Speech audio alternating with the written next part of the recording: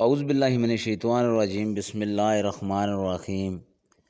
ایک بادشاہ نے کسی بات پر خوش ہو کر ایک شخص کو یہ اختیار دیا کہ وہ سورج غروب ہونے تک جتنی زمین کا دائرہ مکمل کر لے گا وہ زمین اس کو دے دی جائے گی، اور اگر وہ دائرہ مکمل نہ کر سکا اور سورج غروب ہو گیا تو اسے کچھ نہیں ملے گا۔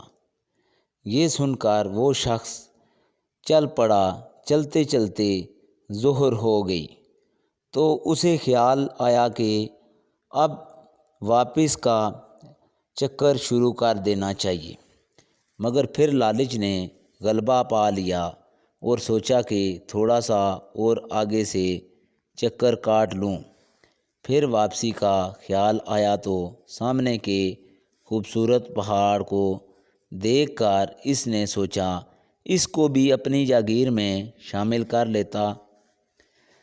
الغرض واپسی کا سفر کافی دیر سے شروع کیا۔ اب واپسی میں یوں لگتا تھا جیسے سورج نے اس کے ساتھ مسابقت شروع کر دی ہے۔ وہ جتنا تیز چلتا پتہ چلتا سورج بھی اتنا جلدی ڈل رہا ہے۔ عصر کے بعد تو سورج ڈلنے کی بجائے لگتا تھا پگھلنا شروع ہو گیا ہے۔ وہ شخص دوڑتا شروع ہو گیا کیونکہ اسے سب کچھ ہاتھ سے جاتا نظر آ رہا تھا۔ اب وہ اپنی لالچ کو کوس رہا تھا مگر بہت دیر ہو چکی تھی۔